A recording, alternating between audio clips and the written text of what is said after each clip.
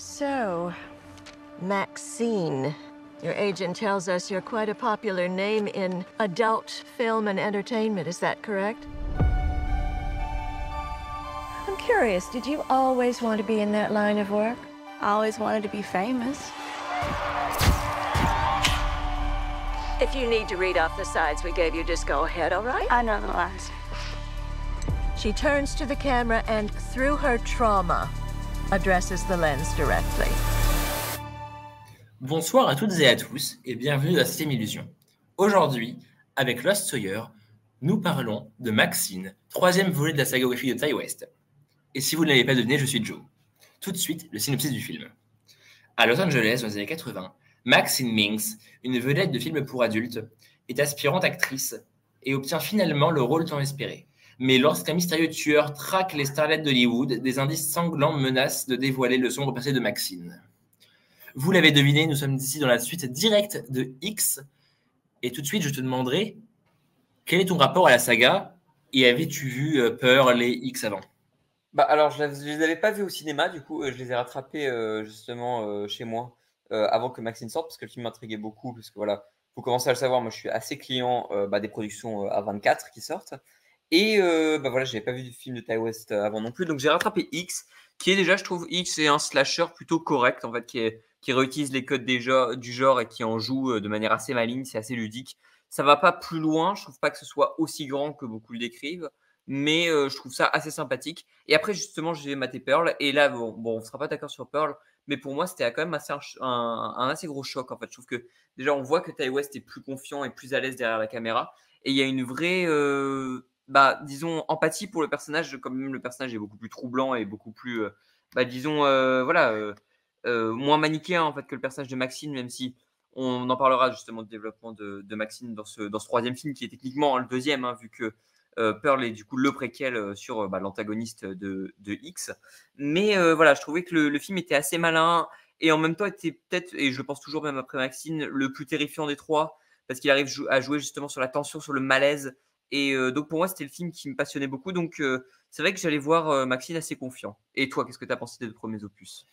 Alors, j'avais découvert X au hasard en after d'une soirée Halloween et j'en avais découvert potentiellement la plus belle expérimentation que les Américains aient fait du montage de ces peut-être 10 dernières années, qui était un film qui ne se tenait uniquement par son écriture du montage, qui, dans ses références pulp, vraiment suinte ces midnight movies que j'aime tant, et qui m'a fait découvrir après par la suite Massacre à la tronçonneuse, qui est le plus gros film de Toby Hooper, et Pearl, qui est un film qui m'ennuie beaucoup, qui, au lieu de prendre un contre-pied et de rester dans l'horreur outrement, est un drame féministe à la con, qui ne sait absolument rien faire de son matériau de base, à part vouloir salir bêtement le Technicolor avec des clin d'œil assez con au Magicien d'Oz. Malgré son générique de fin, qui est assez terrifiant parce que je l'ai appelée Maxine, mais elle s'appelle Mia Goff, et est une actrice absolument géniale. Ouais, c'est une révélation. J'allais voir Maxine mitigée. J'avais refusé de voir le trailer, et j'en attendais que Ty West reparte de la lignée de X plutôt que Pearl. Finalement, il fait ni l'un ni l'autre et il signe avec Maxine, peut-être le plus grand film des 3. Écoute, vas-y, commence sur ton avis, après j'enchaînerai, mais c'est vrai que c'est assez intéressant. Tout de suite, évidemment, vu que la mode de ce début des décennies 2020 est au métafilm, Maxine ne fait pas exception à la règle, et on se retrouve embarqué parmi la dissection de tous les tropes du cinéma d'horreur des années 80. Il y a du De Palma, qui De Palma dit évidemment Hitchcock, Body Double, Psychose. Peut-être la deuxième fois qu'on parle de films d'horreur ici et qu'on parle de Psychose parce que Avant-Garde et Neon ont décidé de sortir au même moment Longlegs et Maxine, qui nous prouve aussi que le cinéma d'horreur sans Hitchcock aujourd'hui serait mort. Oui, parce que c'est un fondateur, c'est clairement le créateur de l'horreur. Enfin, pas le créateur de l'horreur, mais l'horreur comme on l'aperçoit aujourd'hui a été globalement façonné par Hitchcock. Tu parles d'horreur, moi je te parlais de père parce que A24 et la famille, c'est une grande histoire d'amour. Dès que ça parle de papa, c'est trop souvent nul, mais comme Maxine parle de tuer le père, c'est assez bien. Donc au revoir Paul Mescal et bonjour les prêtres. Oh, celle-là, elle a été préparée, ça se sent. Elle était préparée, oui. Ouais, c'est ça se sent. tous les tropes sont parfaitement disséqués, comme je l'ai dit avant. On est dans une pure ambiance plutôt comique, vraiment. Mais surtout un brûlot anti-nostalgique de première qui nous montre que Et dans on est le vraiment cinéma, sur un truc qui prend le contre-pied de Stranger Things, quoi, pour le coup. Hein, et j'ai tellement hâte de lire toutes les discussions comme quoi ce serait une lettre d'amour au cinéma, alors que pas du tout. Mais comme les gens disaient que en partie, mais que le Once Upon a Time in Hollywood de Tarantino était une lettre d'amour au cinéma aussi. Pour moi, c'est aussi un peu ce miroir. Ben, c'est peut-être ici le Once Upon a Time in Hollywood, mais plutôt le Once Upon a Time in Heaven Awards, vraiment. C'est le Once Upon a Time in Pornhub, si vous voulez. Il n'y a rien. Mais ça nous raconte vraiment, ça veut plus de détruire un art que le construire. Oui, non, mais je trouve ça assez passionnant. Je vais enchaîner sur mon avis, justement. Je trouve que Maxine, c'est assez passionnant. Alors, je ne sais pas si je le préfère avec du recul à Perle ou non, mais je trouve que c'est quand même un film qui est assez dense et qui est assez fou dans ses expérimentations, dans ce qu'il tente, etc. Il y a un côté, et c'est ce qui ne va pas plaire à tout le monde, parce qu'on voit que les premiers retours américains divisent quand même assez. Il y a quand même un côté très cartoonesque, en fait, très, justement, tu l'as dit, avec de l'humour, en fait. On a vraiment un côté comme ça. Même Scooby-Doo, tu vois, on peut y citer, mais avec un peu de gore, etc. Enfin, voilà, c'est le plus gore des trois, mais c'est tellement outrancier, en fait, et c'est tellement second degré, en fait, là-dedans, que je trouve que sur les meurtres, etc., c'est difficile à prendre vraiment au sérieux, mais ça reste extrêmement ludique, en fait, comme l'était X. Moins que Perle, je suis d'accord, mais c'est pour ça que je l'aime bien aussi, parce qu'il joue sur un autre terrain, etc. Chaque film est assez différent, et d'ailleurs, je pense qu'on peut le dire, même si vous n'avez pas vu X, vous pouvez aller voir Maxine. Je trouve que chaque film peut regarder indépendant. Je suis pas d'accord. largement pas d'accord. On en parlera après. Mais moi, je trouve que pour le coup, les trois sont assez indépendants. Même si, bon, voilà, on en parlera en spoiler surtout, parce qu'il y a des choses à dire. Mais voilà, je trouve que, comme tu l'as dit, c'est un film qui est assez anti-nostalgie. C'est pour ça qu'il est assez passionnant. C'est que c'est un film qui va justement, dans son premier tiers, te montrer tout le grain des années 80, etc. Tout ce qui peut donner envie, tout ce qui finalement fait fantasmer les gens qui n'ont pas connu les années 80, justement. Et qui va en jouer justement par rapport à qu'est-ce que c'était vraiment les années 80. Donc, il va sortir les tueurs en série. D'ailleurs, on l'a pas dit, mais je ne sais pas si toi, tu as rattrapé parce que je l'ai lu dans un article. Mais en fait, il y a deux tueurs. Il y en a un sur lequel le film ne se penchera pas trop, mais qui sera cité. Et un autre qui est pour le coup fictif. Mais celui sur lequel on ne se penche pas trop, est le Night Stalker, du coup, et qui est un vrai tueur en série, en fait, d'Hollywood à l'époque des années 80.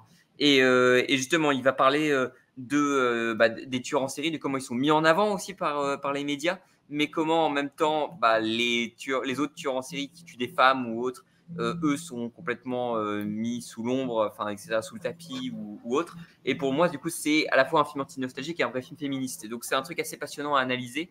Et alors évidemment, c'est pas subtil, c'est pas fin, mais c'est pas ce que j'attendais forcément du film. Mais je trouve assez passionnant en le prenant avec ce prisme-là. Puis c'est aussi un film qui dit qui parle d'Hollywood, évidemment, c'est un film méta, mais qui parle aussi du fait, à travers le personnage de la réalisatrice, du fait qu'on fait toujours la même chose, etc., qu'on produit les choses, et qu'au final, c'est des thématiques qui se répètent, en fait. C'est que, au final, est-ce que les histoires d'Hollywood, les scénarios, seraient pas plusieurs grands tropes et plusieurs grandes histoires qui se répètent à l'infini sous différents formats, sous différents visages, en fait, sous différents costumes, quoi. Et je trouve ça assez passionnant en l'analysant à travers cet angle-là. Ben oui, et c'est pour ça que je te le dis que pour moi, les X et Maxine sont indéniablement les deux faces d'une même pièce. Entre l'un qui construisait toute l'utopie qu'on peut s'imaginer derrière la création audiovisuelle et qui se terminait par le fait que la création détruit, on arrive avec Maxine qui nous parle de la destruction qui crée. Comme tu le dis, ici la télé et le cinéma, comme chez A24, nouvellement avec quelque chose de Tibiglo, ici on utilise le cinéma comme un transfuge de genre dans les de Tibiglo et comme un transfuge social dans Maxine. Ici, oui, comme tu le dis, le Night Stalker sert plutôt d'enclin au cinéma et aux tueurs de femmes, notamment. Est-ce que tuer des femmes ici mériterait d'être aussi médiatisé que tuer des personnes dans la rue? Et est-ce que, notamment, ce ne serait pas la même chose? Et surtout, est-ce que tuer dans un film appellerait à tuer dans la vraie vie? On le voit ici avec tout le fantasme autour de l'horreur, notamment, et des studio tours, où la question se pose. Et tu passes des années 80, dans lesquelles il ne fait pas bon vivre. Je te rappellerai qu'au début du film, le film ne le dit pas. Mais quand le film commence, Reagan est élu. et comment le cinéma réganien a changé la place de la femme dans le cinéma, et notamment on le voit ici avec le personnage de Maxine Minks qui est beaucoup plus porté action, notamment comme une certaine Ripley. Oui, d'ailleurs, oui, mais c'est un personnage de femme forte aussi, comme on en voit aussi souvent dans les années 80. Ce que tu citais Alien, c'était Ripley évidemment, mais c'est aussi, je trouve, c'est ce qui est assez intéressant. On en parlera peut-être en spoiler, mais c'est un film qui est assez intéressant par le fait que son personnage est quand même assez trouble. C'est-à-dire que on voit quand même c'est un personnage qui est arrogant, qui est quand même souvent qui pense à soi avant, en fait, qui est assez égoïste et qui est quand même assez cruel, tu vois, assez sadique. En fait, on le voit un peu à la fin de X, mais on le voit surtout dans certaines scènes, notamment dans le premier acte. Mais c'est assez intéressant, je trouve, justement la nuance en fait qui se dégage de ces personnages-là est assez passionnante pour le coup, et notamment dans l'écriture des personnages que je trouve assez intelligente. Bon, après, il y a des personnages qui sont là pour les vannes. Évidemment, on n'a pas dit au casting, mais il y a aussi Kevin Bacon qui est là, Giancarlo Esposito aussi, que vous avez pu voir dans Breaking Bad. Alors, je suis désolé. Oui, il y a aussi un caméo de Lily Collins aussi de la série Emily in Paris. Mais voilà, je trouve que les personnages sont aussi présentés un peu comme il y a une dimension cartoonesque en fait. Je sais pas si tu es d'accord avec moi dans ce film-là qui se dégage et qui est assez ludique et divertissante en fait. Ce qui en fait un bon divertissement et un bon blockbuster en fait. Enfin, c'est en quelque sorte un blockbuster. En quoi c'est un blockbuster? Oui, mais à l'échelle d'un A24, c'est un blockbuster, tu vois. Je suis pas sérieusement d'accord. Et quand tu dis que c'est ludique, oui, le premier acte est très drôle. Et le premier générique est excellemment bien monté parce que Ty West. Mais que le second acte est beaucoup plus passionnant que ludique. En fait, il est passionnant, mais il y a quand même des meurtres. Notamment, il y en a un dans un vidéoclub. Bon, après, on rentrera dans le spoiler, je pense qu'il y a beaucoup de choses à dire. Mais il y en a un, voilà, dans un vidéoclub qui est assez horrible, mais est quand même assez, oui, je suis d'accord, passionnant à travers son montage. Notamment, il y a une scène, voilà, où elle lit un script, etc. Et il va y avoir un montage parallèle qui est assez fou. En fait, je trouve que c'est une des grandes scènes du film. Je l'ai vu 2 fois pour le coup. Donc, je me souviens bien de cette scène-là, mais je la trouve assez dingue. Et c'est vrai que effectivement, il y a une dimension passionnante, mais il y a quand même une dimension un peu divertissante où tu te dis où est-ce que ce truc-là va aller, où est-ce que le film va m'emmener, parce que il utilise toutes ses cartes dans le premier acte et tu sais pas trop ce qu'il va faire de ses cartes restantes en fait, et, sachant qu'il ne en reste pas énormément dans le deuxième et le troisième. Donc le film te prend un peu de court et joue un peu avec tes attentes. C'est quelque chose que je trouve assez intéressant aussi. Ben, là, je te suis aussi parce que ce meurtre dans un vidéoclub n'est pas mondain. Et il est plus triste qu'autre chose quand tu connais le cinéma d'un certain William Friedkin. C'est que ce meurtre coïncide avec la sortie d'un film assez connu qui s'appelle Cruising. Je ne sais pas si tu l'as vu. Alors, je ne l'ai pas vu, mais ouais, je vois quel film c'est. Et donc, tu vois pourquoi tel personnage est impliqué dedans. Oui, ok, ouais, d'accord. Oui, bien sûr. Bien sûr. Et que le meurtre ici, il n'est pas anodin. Et c'est Ouais, et extrêmement d'ailleurs, triste de voir ça. Il est bien monté. ouais, bien Et sûr. on va ouvrir partie spoiler. Ouais, bah, je pense qu'on va passer en partie spoiler, mais bon, voilà, attends, pour clore vite fait la partie non spoiler, parce que je sais qu'il y a des gens qui vont nous quitter. On vous invite, vous l'avez compris, on vous invite tous les deux à voir Maxine. C'est un film qui va diviser, c'est un film qui va faire débat pour le coup, parce qu'on sait qu'aux États-Unis, il fait quand même assez débat, notamment avec son troisième acte, dont on parlera en spoiler. Mais on vous invite à le voir et de faire votre propre avis, évidemment. Et pour ceux qui n'ont pas peur des spoilers et qui nous suivent, on va en parler direct. Et si tu veux, on peut parler, peut-être direct justement pour parler de ce manque justement de cette nuance dans le personnage de Maxine. On peut parler de la scène avec Buster Keaton. Ah bah évidemment. Oui, du coup, vas-y, je te laisse en parler d'abord et après j'enchaînerai. Ben, comme tu l'as dit, Maxine pense avant tout à elle, mais aussi aux femmes. Comme on l'a dit avant, la dualité, c'est est-ce que les meurtres réels sur les femmes valent un serial killer connu, sachant que les meurtres réels sont aussi fictionnés. On le voit avec Buster Keaton qui tente d'abuser de Maxine dans une rue, et cette dernière, tel un Monte Cristo, décide de lui arracher le cœur, mais plutôt les boules. Quel enfer. En pleine rue, évidemment, comme dans le premier, on sait qu'elle a une source de violence en elle, et on sait dès le début que Maxine n'est pas une personne green flag. Mais qu'est-ce que c'est jouissif de voir une meuf qui se venge sur un agresseur? Je suis assez d'accord. Il y a un côté un peu, disons, enfin, pas voyeur, mais en fait, un peu, je dirais pas jouissif comme toi, mais en fait, il y a un côté un peu régressif à regarder ça. C'est pour ça qu'on parlait du premier acte. Et il y a un côté justement un peu ludique Et disons que la scène aurait été vraiment horrible et un peu hors contexte et un peu mal placée si elle était d'un Si ça avait été un réalisme. homme. Non mais ouais. Non mais si elle avait été réaliste, tu vois. Mais elle est tellement cartoonesque, tu Elle vois, est notamment dans le cartoon au découpage des possible, plans. mais quand tu vois une femme se faire suivre dans un tunnel, j'avais extrêmement peur parce que ça évoque pour tous les cinéphiles irréversible. Oui, évidemment, évidemment. Et Oui, il y a forcément. elle est ici de toute manière tellement cartoonesque qu'on voit que Ty West veut juste rester dans l'idée de Pearl et ne pas vendre son idéologie de façon juste drame ultra appuyé, ultra pathos, Oui. mais d'ici épouser le what the fuck des années 80 et être jusqu'au boutiste dans son cartoon et de se venger. Et c'est une Mais j'ai farce envie... et la table qui marche. Est-ce Ouais, mais j'ai qu'elle envie de te dire. dessert? Je ne sais pas. Vous voyez Promising Young Woman qui a des séquences pareilles mais qui les assume plus. Non, mais en fait, le truc, c'est que je suis assez d'accord avec toi. C'est ça qui est assez intéressant, c'est que au-delà de ça, en fait, c'est un film, bah, justement, même dans l'enchaînement de ces scènes, je me souviens que notre salle, elle riait quand même qu'il y a eu le montage qui passe justement de cet homme qui crie à voilà, la personnage de Lee Collins là dans le Puritan à la fin quand elle se fait brûler et qu'elle la regarde sur VHS. Mais au-delà de ça, en fait, je trouve que c'est un film qui ramène une vibe des années 80 qui est quand même assez peu exploitée, faut le dire, au cinéma, qui est la vibe un peu goofy. Un peu, disons, bah, comme tu disais, what the fuck, mais surtout vraiment, en fait, un peu étrange, etc. Un peu humour décalé, bizarre, qui peut mettre mal à l'aise aussi, mais volontairement. Et je trouve que c'est un truc qui s'est fait rare, en fait, quand on a ressuscité les années 80, qui était surtout pour ressusciter le côté cool, néon ou quoi. Et il le développe dans la première partie, mais pour justement le transformer après. Peut-être qu'on peut en parler aussi, justement.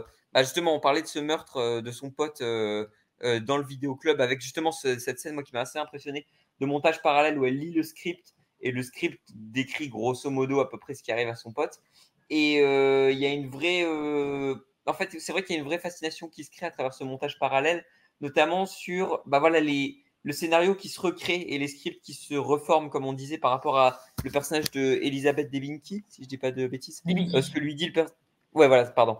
Mais ce qu'elle disait justement sur le film des années 80 qui répète les mêmes thématiques que les années 50, il y a un vrai truc de qu'est-ce que c'est recréer une scène avec un autre contexte que je trouve assez intéressant. Mais évidemment, mais comme je l'ai dit avant, c'est dans un pur contexte de tuer le père. Oui, évidemment. Bah, pour ça que le film Parce que fait référence à l'acte Psychose 1, aussi. c'est Buster Keaton, l'homme, entre guillemets, macabre et Buster Keaton, qui est le père du cinéma divertissement tel qu'on le connaît aujourd'hui. Le deuxième, c'est Hitchcock, évidemment. Et le troisième, on en parlera au troisième acte. Ouais, je pense qu'on va en parler. Bah, on va en parler maintenant, on peut le dire. Et Justement, puis bon, désolé, mais voir Buster Keaton agresser quelqu'un, hurler et que ça soit une transition directement sur Lily Collins, désolé, mais voir des gens qui se font agresser dans des ruelles, ça me rappelle Paris, donc Emily in Paris, évidemment. Oh, le grand écart Buster Keaton et Emily in Paris, j'étais pas prêt. C'est Ici, terrible. on travaille Non, ces blagues. Ouais, c'est ça. Ici, on travaille. Mais non, premier degré, justement, bah, on parlait des formats qui se répétaient, justement, du fait que Hitchcock, bah, voilà, recommence les mêmes tropes, etc. Enfin, a été, bah, voilà, je sais pas comment vraiment le mettre en place, mais a été, bah, voilà, formateur pour beaucoup de films d'horreur, etc. et de films d'épouvante. Donc, justement, réutiliser ces codes pour le transformer et dire qu'on les répète, etc. C'est un truc qui est assez intéressant. C'est quand même un film qui est assez conscient de son propre statut. Et justement, je pense que bah voilà, on parlait aussi de les vieux tropes avec ce vieux détective qui la traque avec le personnage de Kevin Bacon qui est assez intéressant. Il y a beaucoup de choses à dire. Mais si on reste à l'essentiel, on peut peut-être parler bah, justement de ce fameux tueur. On peut, si tu veux en parler, de tuer le père. Hein. Tuer le père, ici, ça prend tout un sens différent dans le troisième acte, parce qu'on tue le père, on tue l'église, mais on tue le père, on tue le papa. Parce que, bon, on l'a cramé depuis le premier plan du film. Je l'avais tellement Quand pas on nous cramé, je me sens ressort. tellement con. Quoi? Je l'avais tellement pas cramé, je me sens tellement con, putain. Et toute la salle l'a cramé.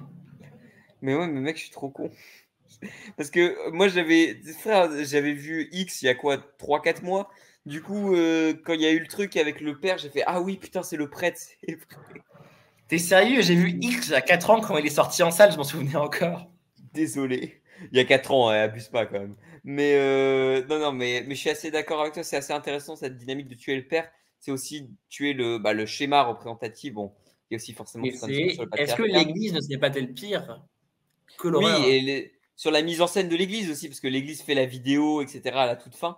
Mais voilà, sur l'église qui met en scène aussi le cinéma, il y a un truc qui est passionnant là-dessus aussi. Ouais.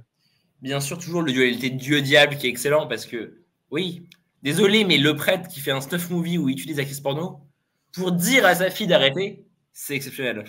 Oui, oui, bah bien sûr, mais il y a encore une fois, enfin voilà, il y a une vraie, il y a une vraie thématique sur voilà la mise en scène de l'Église et du catholicisme qui est assez passionnant en fait dans le film, notamment avec les flics, etc. à la fin. Voilà, il y a encore le retour du côté cartoonesque et même la dernière réplique, tu vois, si on s'arrête là-dessus, la dernière réplique de Maxime qui dit je veux que ça s'arrête jamais, c'est aussi pour faire écho à la boucle d'écriture et de tropes qui se répètent infiniment à Hollywood. Mais si ça ne s'arrête jamais, on aura surtout peut-être un 4 où elle écrit son biopic parce que le cinéma aujourd'hui devient de plus en plus autoréflexif, comme tu le dis. Oui, effectivement, effectivement. Mais d'ailleurs, Ty West a dit qu'il n'était pas fermé à l'idée d'un quatrième. Hein. Il a Il y dit en a un que quatrième qui parlerait du tournage de X1. bah, ça Et n'arriverait donc, pas avant longtemps, c'est ce qu'il a dit. Il a dit oui, que ça n'arriverait un pas. tournage dans quelques années, dans un tournage de X1 réalisé par Ty West, qu'on pourrait appeler XXX Reactive, mais il y aurait Vin Diesel dedans, ce serait chiant. XXXX. Oh putain. Bah écoute, est-ce que tu as quelque chose à rajouter? Vous voyez ce film? Bah voilà, bah on peut pas finir sur un truc plus. Et que Bah c'est écoute, aussi, oui, si les ouais. Américains sont divisés, n'oubliez pas qu'il ne faut pas croire les Américains, donc il faut aller voir ce film. Bah écoutez, sur ces belles paroles, on vous laisse évidemment faire votre propre avis sur Maxine de Ty West, troisième volet évidemment de la trilogie. On vous dit à bientôt, évidemment, forcément de vous petit point sur les vidéos. Il n'y aura pas forcément toutes les vidéos qui sortiront parce que toute l'équipe est un petit peu fatiguée. Donc, par exemple, la vidéo Twisters n'est pas sortie, on en est conscient. Peut-être qu'on en parlera en bilan de fin d'année ou quoi, on verra bien. Mais voilà, il y aura quand même d'autres vidéos qui arriveront. Et sur ce, bah merci Joe d'avoir discuté de Maxine avec moi. Bah, il n'y a pas de souci. Bah écoute, nickel. Et on vous dit à très bientôt, à une prochaine fois pour une prochaine vidéo. Ciao, ciao. Ciao.